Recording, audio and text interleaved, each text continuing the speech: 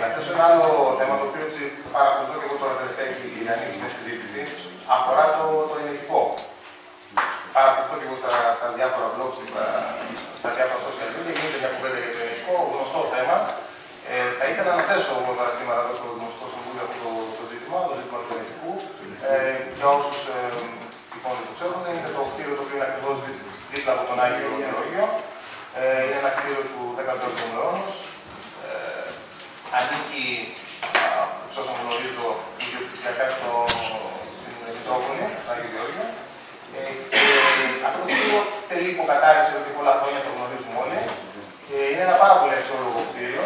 Αν αυτό το κτίριο αναπαλαιωνόταν και διοδίδει και μια κρίση, πιστεύω θα ήταν πάρα πολύ κρίσιμο σε μια συνεργασία με την Εκκλησία να δοθεί μια κρίση που να εξυπηρετεί, αν θέλετε, και τις ανάγκες και του Δήμου του δικού μας. Δεν θα έχει, φαντάζομαι, αντίρρηση η Εκκλησία.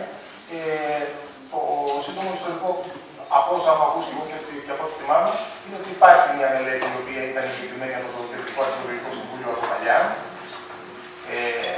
Αυτό είναι ένα πολύ θετικό στοιχείο, διότι η μελέτη και εγκεκριμένη από το Κεντρικό Αρχαιολογικό Συμβούλιο είναι ένα μεγάλο βήμα για αυτές τις περιπτώσεις. Βεβαίως, το μεγαλύτερο βήμα είναι η έβρεση χρημάτων, η χρηματοδότηση του συγκεκριμένου έργου. Επομένως, εγώ το θέτω υπόψη του Συμβουλίου, όχι τώρα για να συζητηθεί, προκειμένου ο Δήμαρχος, ο οποίος φαντάζομαι θα έχει ασχοληθεί με αυτό παλιότερα, αν γνωρίζει κάτι και αν υπάρχει κάποιος σχεδιασμός πάνω σε αυτό το θέμα. Ευχαριστώ πολύ. Ήδη έχουμε ασχοληθεί με το θέμα. Προχθές είχαμε γίνει μια σκέψη με την Ελληνική Υπηρεσία για τον τρόπο με τον οποίο μπορούμε να βοηθήσουμε την Εκκλησία στο να προχωρήσει κατά πρώτον να πάρει κάποια μέτρα ασφαλείας. Ξέρετε πάρα πολύ καλά, για να μην θεωρηθεί ότι είναι κάτι καινούριο, ότι πριν από 1,5 περίπου χρόνο, 2, υπήρχαν προβλήματα ασφάλειας στο κτίριο. Ένα κομμάτι κατέρευσε και φυσικά ο Δήμος έσπευσε να διαθέσει το ποσό, αν θυμάμαι καλά, των 15.000, βρήκε εργολάβο για να πάρει τα απαραίτητα μέτρα ασφαλείας. Ήδη έχουν γίνει συζητήσεις με τη Μητρόπολη, έτσι ώστε να μπορέσουμε να επικαιροποιήσουμε τις μελέτες και από εκεί πέρα να ψάξουμε για χρηματοδοτικό πρόγραμμα.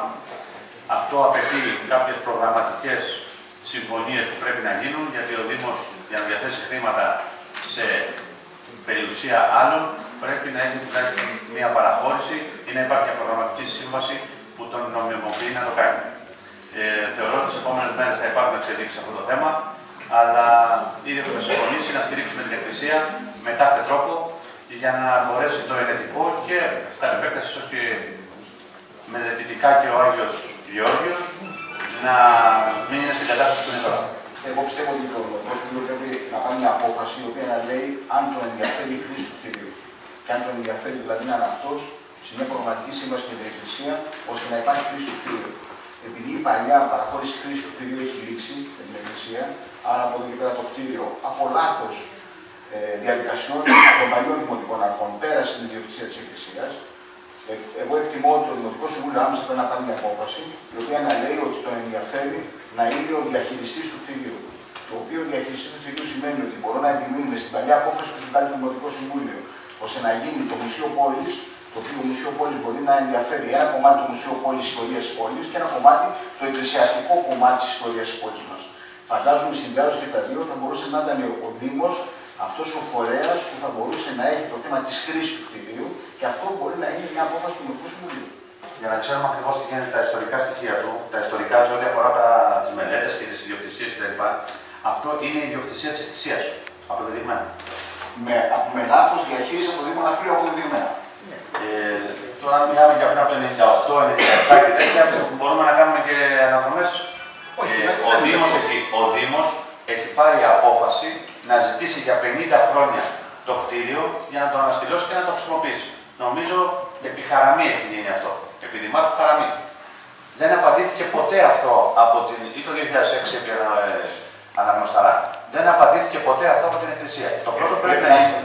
Σε διακόψω να κάνουμε ένα διάλογο. Το 2006. Επί αναγνωσταρά του συγκεκριμένου το θέμα του κ.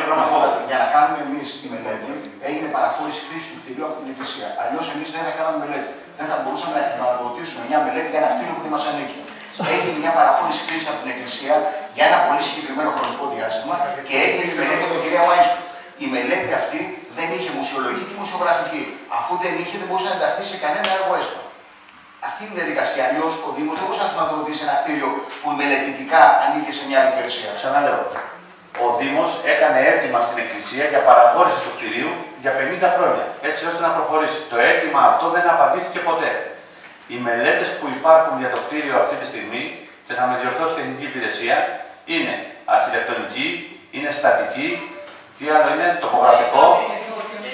Και όλα αυτά κατατέθηκαν στην αρχαιολογία και από την αρχαιολογία, το Διεθνικό Αρχαιολογικό Συμβούλιο, δεν επέστρεψαν ποτέ πίσω. Δεν έχουν απαντηθεί, είναι έτσι. Ποιος σχεδιαζεί εδώ? Δεν υπάρχει απάντηση. Δεν υπάρχει απάντηση από την αρχαιολογία.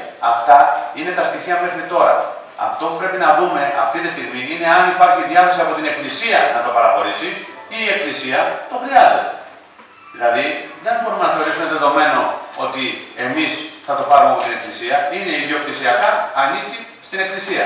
Αυτό είναι τελειωμένη πορεία. Η διάθεση δικιά μας είναι να επιζητήσουμε την Εκκλησία να πάρουμε την παραχώρηση χρήση. Το πρώτο που έχουμε εμείς να δηλώσουμε αυτή τη στιγμή είναι ότι θα βοηθήσουμε οποιονδήποτε ώστε το κτίριο να σωθεί. Θεωρώ ότι δεν είναι μόνο αν θα το πάρουμε, θα το δούμε πώς θα το κάνουμε, αλλά δεν μπορεί να πέσει το ενετικό. Δεν είναι δυνατόν, είναι από τα πιο σημαντικά κτίρια της παλιάς πόλης, δεν μπορούμε να τα αφήσουμε έτσι. Βέβαια υπάρχουν και όρια που μπορεί ο Δήμος να κάνει κάτι. Δεν μπορεί να βάλει 2 εκατομμύρια στην ξένη ιδιοκτησία, ούτε να καλύψει μελέτες. Θα βρούμε τον τρόπο, πρέπει να γίνει μια προγραμματική. Από εκεί και πέρα, αν δεν ξέρουμε τι θα το κάνουμε, πολύ σωστά, δεν μπορεί να μαζεύουμε κτίρια δεξιά-αριστερά μόνο για να μαζεύουμε κτίρια.